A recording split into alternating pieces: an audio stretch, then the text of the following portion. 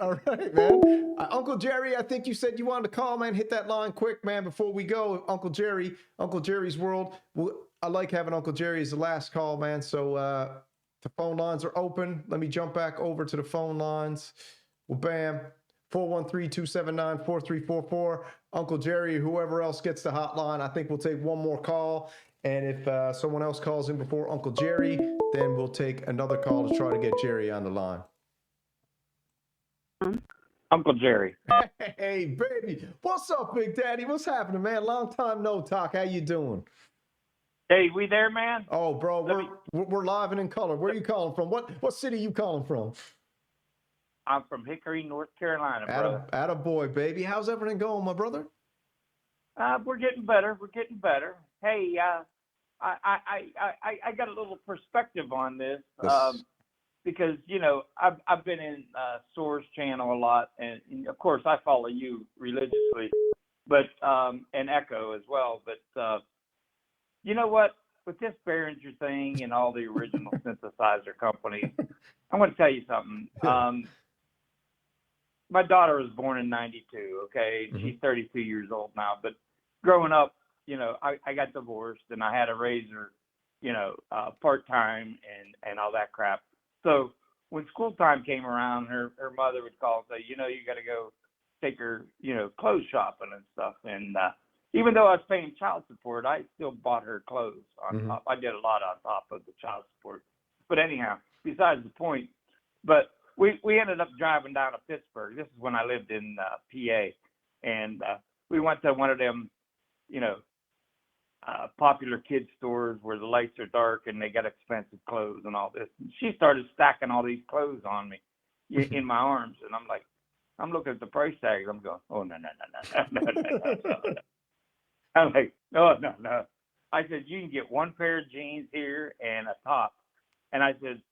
And we also have a place called Gabe's that originated back in my hometown, back in PA, where they sell the brand name clothes, but they might have a little defect in them that you can't see, but they can't sell them for, in the stores. So it was a very popular place. And I said, what you got to learn is buy a few good things, so you're in with the crowd, and you've got that designer clothing that you want, like the Dooney and Burke purses and all that crap. But you need to learn to supplement it with less expensive items. And that's the way I view my synthesizers. Yeah, I bought like a Prophet 5. I bought a OBX8, but I also buy Behringer. So what I'm doing is I'm buying the designer top of the line, but I'm supplementing it with the Behringer. And, and I don't think that's bad, because it's just an analogy I wanted to bring to everybody, because, this Behringer and all this stuff, and that's how I kind of treated it with her. Of course, she wanted nothing to do with that. She wanted the top, Yeah, she of course. wanted the top. Dude. Clothes, So, but I try to teach her, yeah, you can buy some of that, but you're not rich. Don't go broke, buy what you can and keep up with the trends and the styles, but learn to supplement it with the stuff, and nobody's going to know the difference. Does that make sense? Bro, it makes total sense. And I like the idea of that. And I think that's a cool way to look at what Behringer has given the ability for people to do. Like, it's not like, oh, I can only get one because they're so damn expensive. And I'm not like more is better and all that and blah, blah, blah, blah, blah. Although I am trying to build that generational synth wealth, Uncle Jerry, and open that synth museum one day. But I think the fact that if you could get one nice piece and then you can get 3 or 4 other pieces of Behringer to go with it, so now you got your one-man band set up going, and you can have a nice jam together, or you got a different type of sound over here and here, and that's it exactly. Yeah. That's how I look at it, and that's been my whole approach to this, because I'm obviously. I'll be honest. I was never a real big Behringer fan, but I've become one. Yeah. And that doesn't mean I'm going to give up on the original companies or the guys that are making it stuff. But it is expensive, and there's a lot of stuff coming out. But I believe in getting the core stuff that you want and then supplement it with the Behringer. I mean, and again, another point that was brought up. and I think I brought it up a long time ago. My OBX8 will never hit the road. Never, Mm-hmm. never. That thing is not leaving the house. But if I wanted to go play in a band, I'd go buy a UBX8. Yeah, And dude. if it gets tossed around and beat around and stuff, not that it's cheap, but it's like I'm not going to cry. I'm not going to cry if something happens to it. Mm-hmm. Whereas my OBX8, I would literally fall apart if something happened to it if I took it on the road. Another crazy. I love that aspect of it, and that's kind of what I was saying with that Pink Floyd cover band, bringing all the Behringer gear on tour and just leaving all the high quality gear at home, right? The other thing was, what do you think about all these Behringer deranged synthopaths out there who just are going buck wild, rubbing the skin off their thumbs, typing Behringer deranged syndrome messages all over the place with iPhones while they're drinking a Diet Coke and, Yes. eating a pack of processed crackers.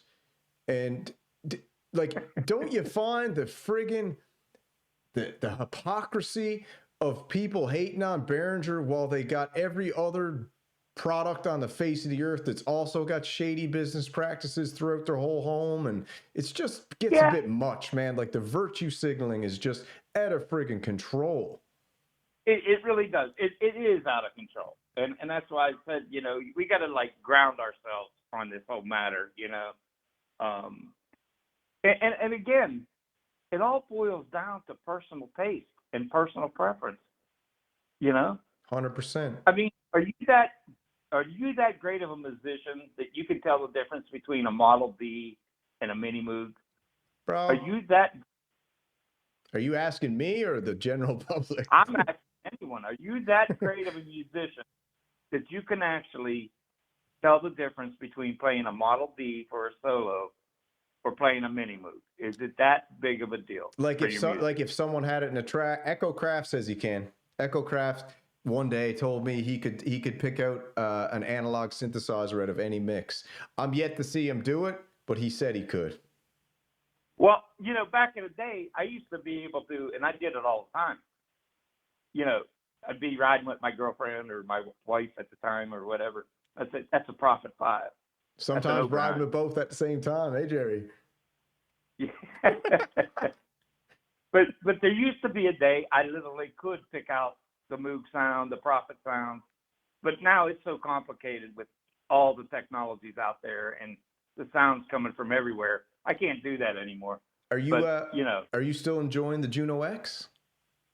Oh my God, that is probably my favorite purchase ever. Really, I like mine too, yeah. But I just think that thing. Well, I don't mean to bring it up, but it's reminiscent for me because it was my first polyphonic synthesizer back in 1985, the Juno 106, and to me, the aesthetics of it and the power of it. If I had that thing in '85, oh my God, my life would have been different. I mean, because I composed music on the Juno 106, but I really needed the Juno X to do what I was trying to get across. But you do what you got to do with the technology at the time. Do you got anything that you're looking forward to, or you got any gas over anything? You're pretty content with your whole setup at the minute. My last purchase, I pre-ordered the LM1. Okay, sweet. That was a no-brainer. I'm like, I don't care. I may be homeless, and I'm going to get an LM1 because it's one of those things I always wanted. $399 too, bro. Come on. Yeah. I'm not going to complain. I'm not going to complain. No, dude, that is a deal. Did you check out the Night Verb, bro? I watched your video. Yeah, I thought it was awesome. Did you hear the one in stereo today? What's that? Did you hear the video in stereo today? I did not. Bro, check out the friggin' stereo when we get off. Just like turn it on and go to the middle. It is absolutely bananas. I will do that. Totally bananas, bro. Honest, you might buy one after that. Your streaming stuff. I mean, it caught my attention about it, and I have to stream and stuff, and again, I'm still setting stuff up. I mean, yeah. I jumped into YouTube too fast. Yeah. My studio's not ready, and I keep telling people that. It's like, be patient with me. No And pressure, bro. Just roll at your own pace. yeah, exactly. And that's what I'm doing. I took the pressure off myself, and I figured, well, if I want to go live, I'll just do it here. If I Yeah, want to bro. do this, Just I'll just some of your best lives were the ones you just were hanging out on the porch chilling, just with the iPhone. That's yeah, the beauty is yeah, the iPhone sounds great. yeah. That's the way I'm looking at it, my brother, because it's like you can get all wrapped up and say, well, I need a good background. I need to make sure this is it. Ah, fuck that shit. Yeah, Excuse me. You just, you know, my channel's called Uncle Jerry's World because that's what it's about. It's not exactly, all dude. about sizes all the time. Exactly. And It's listen, about man, you're never going to be able to tell which video is going to be good, which is going to be bad. I don't even care about any of that crap. Just be like, if I feel like I got something to say, let me whack the camera on. The mic in the iPhone is deadly. The video quality is amazing. You talk to everyone in the chat, have a laugh. And guess what? Then next day, maybe you got things set up and you do some playing and stuff like that. I think the whole beauty of this whole technological advancement we're in now is everybody's got their own broadcast if you want it. And if you don't overthink it and you just go with the flow and roll and just do whatever your gut tells you, man, it's a wonderful community and time and connection you can make with everybody. and you know, Samurai, my brother, I'm telling you, I really adopt them that way. It's like, you know, I don't care. You know, I keep telling people I'm in the middle of remodeling. I'm in the middle of this. I'm in the middle of that. You know, it's been a fucking couple crazy years for me for a lot of reasons. And I'm just like, fuck the background. I'm just gonna, if I want to say something, I'm gonna get on there and talk. Yeah. Or, you know, if I want to play, you know, I'm gonna set myself up to play like I did a couple times. But I'm in the process of changing that right now. Yeah. And unfortunately, I pulled my back out while I was doing that, and again, there's another setback. Well, hopefully you weren't swinging around those Echo Craft swords.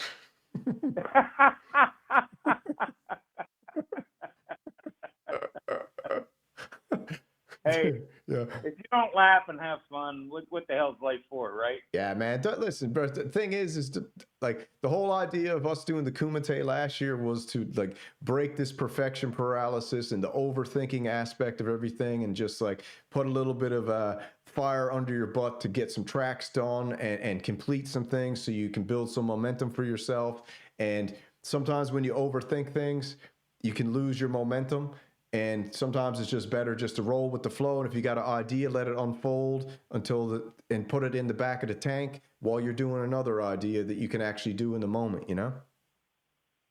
Absolutely. And you know what I found is I'm the kind of guy, you know, between moving from PA, I set up myself a little controller while they were working on the house and stuff, because I packed up my studio and everything. Everything was boxed up and everything. So I'm like, well, I got to still play. So I bought a little piece of shit, Elise's, what is it, a V25 controller, just to use with my VSDs at the kitchen table. So I had my PC on the kitchen table while the guys were doing work in the house. And at night, I would just like lay down tracks with that. And that's what I'm doing right now as I'm moving stuff into the studio. And it's like, I totally changed my mind again. I had a design and it's changed I don't know how many times already, and I had different ideas, and you can really get caught up in this stuff. So you have to sit back, think, and say, okay, I'm going to do my YouTube lives from my studio because that's where my gear is, right? Yep. And I was complaining about it before to myself because I don't have enough room in here. I don't have enough room for cameras. But after I rethought it and did all this, I thought, well, no, I can do that. Why do I want to take up my living room when I could just put a couple cameras in my studio and do my lives from there, whether they're good or bad or whatever? Who cares? Who cares? Bro, who cares? Who gives a crap? Like I said, we're doing this for community, to have a good time, to meet like-minded people, because there's not many synth people out there. As you know, it's a lonely world. When you're into synthesizers, there's not many people understand what you're doing or the passion. So the beautiful thing is building a community, to me, is more important than having a great video. You know, just a video's a video. You're only good as your last one anyways. No one watches your old crap. So exactly. And that's the thing that thrills me more every day in life is being part of this community.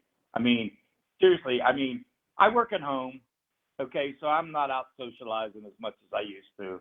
And, you know, I'm on my way to retirement, so, you know, I don't have the energy to go out and meet people, or I don't even want to date, you know what I Hmm. mean? I'm happy. I got enough here to do it myself. I'm happy living by myself. I'm happy doing what I'm doing, and that's okay. But what makes it really nice is being part of this community. You've got friendships, you've got people that you're talking to, you're learning things, we're Hmm. sharing things, and I'll be honest, stepping back in time, when I was a keyboard player growing up, if you had other keyboard players in town, they didn't want to share their secrets. Hmm. They didn't want to talk to you, man. It was like, I'm good, and you know, go buy a synth, and you know, I mean, that's the way it was. Hmm. So to me, being at the place I am now with all this technology and all this stuff, I can finally afford the synth I've always wanted, and I actually bought too much. I need to sit back and learn. But I just went on a rampage, and you know, I guess that's what happens through life. But Well, there's some great communities out there, man. I know that Soar's got a great community going. Like, I find what's happening now as I'm watching it happen, like from the 40,000 foot view.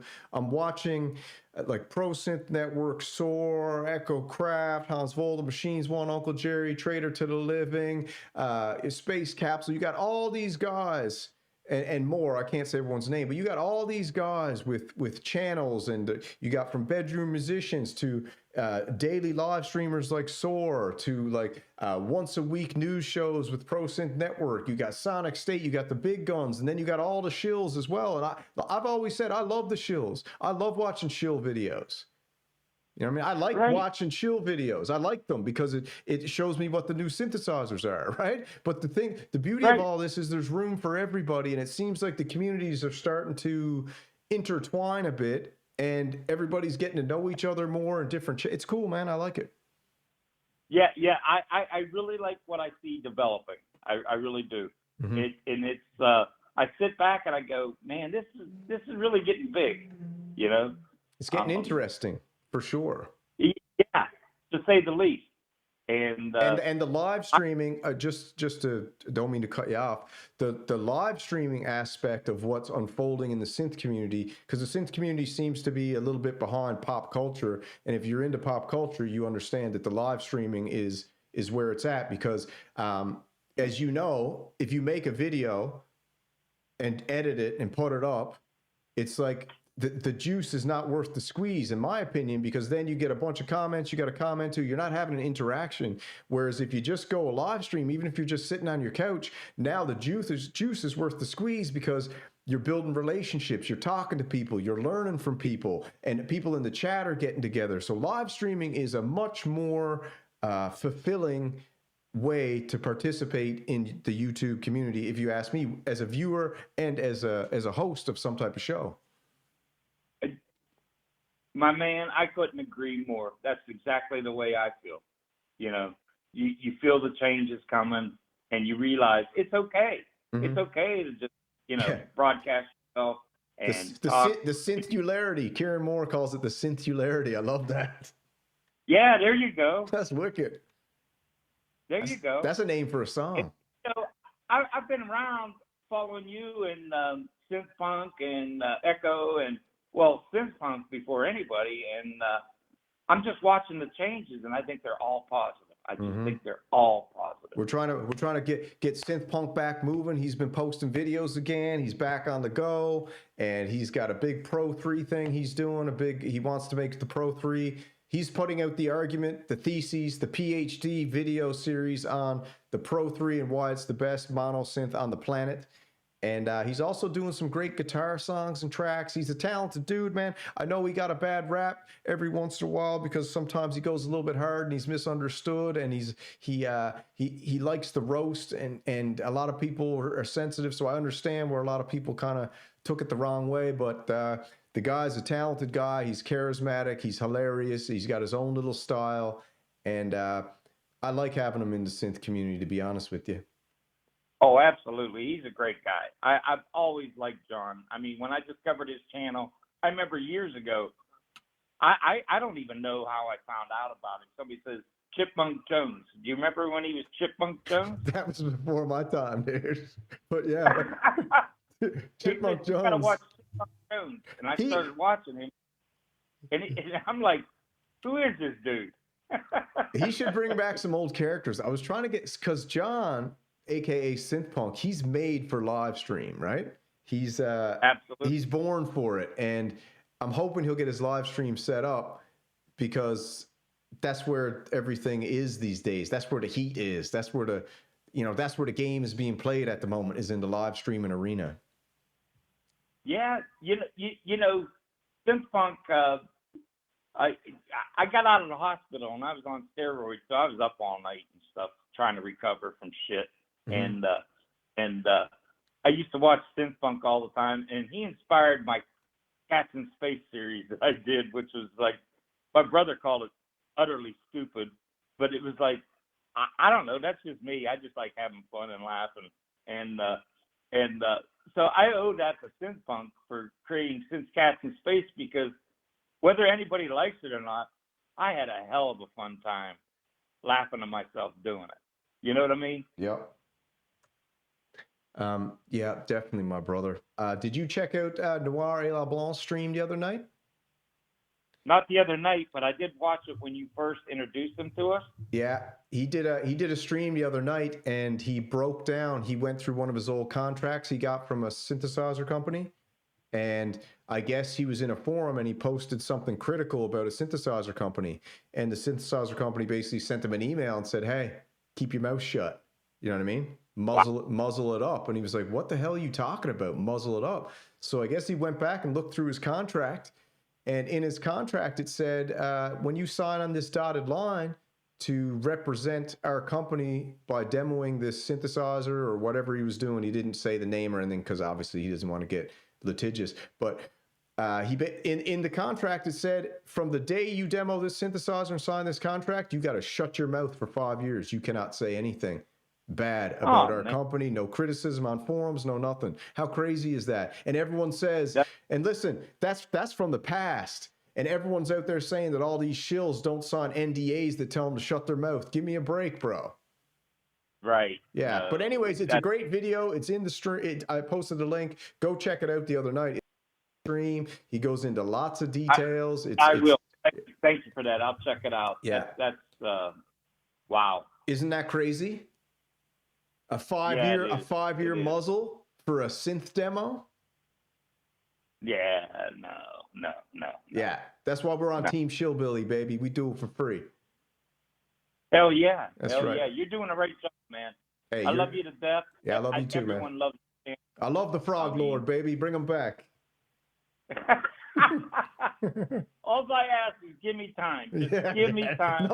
No pressure, bro. I'm just saying, I love the Frog Lord. I don't move as fast as you young bucks, man. I'm sorry. I wish I could. My mind is there. My mind's like, I got to do this. But my body just, it's not cooperating, man. I'm sorry. I hear you, bro, man. Listen, you take it easy now. You rest up, take it easy, go at your own pace. But like I said, don't get down on yourself if you don't have a studio ready for that perfect thing you want to do. Whack on the camera, sit on the couch, go live, have a chat, talk about some synths you're into, talk about a life story. Don't let the perfect be the enemy of the good, my baby. Exactly, and I'm so glad you said that. I needed to hear that, to be honest. Yeah, man. Because I get caught up in like, well, I gotta have it like this. I gotta have no. I'm ready to just go. Look, my channel's called Uncle Jerry's World. Mm-hmm. Well, my world's not perfect. No one's world's perfect. Exactly. So it's like, I may as well just let loose and enjoy what's going on instead of getting all uptight. And I got to have this ready. Oh, I got to be able to do this. But no. I'm just going to. Things move too fast for that type of attitude these days. We're living in Operation Warp Speed time. You got an idea? Yeah. You do it. If you got the ability to do it, do it. If you can't do it, put it in the back burner and let it play out, and eventually it'll work out. But otherwise, you're going to get down on yourself because you're like, I wanted to do something today. I didn't do it because I didn't have everything ready. It's like, well, I could have done something else, though. Yeah, exactly. That's exactly what I'm talking about. It's like, you jump into the YouTube stream, the next thing you're carried downstream and you're moving faster than you thought, and it's like, whoa, whoa, whoa, I got other stuff to do first, and it's just like, but you're right, just kick it back. I think people really like just being natural and live, and Yeah, man. not putting on a front or look what I can do, but it's just more like, hey, here's my thoughts, here's what I got, here's some stuff I've been doing, stuff like that. That's all. Yeah, man. So listen, you take it easy. You enjoy tonight. I'm going to cook it here now and head off and start winding it down. Always a pleasure talking to you, my brother. And I look forward to Same anything here, you Tim. do. I love you, my brother. Yeah, I love you too, man. You take it easy. All right, have a good night. All right, slow. All right, that's the one and only Uncle Jerry, man. Phone lines are closed now for tonight. I think that was a good show. Started off hot, ended on a beautiful inspirational note. I guess we can button it up by saying, don't let the perfect be the enemy of the good. Don't get down on yourself if you didn't do exactly what you wanted to do, because you can always just do something else. And the key is to just keep moving, because if you don't move, you rust. You feel me? All right, let's clue it up, man. You guys take it easy. I want to thank everybody in the chat. Tron.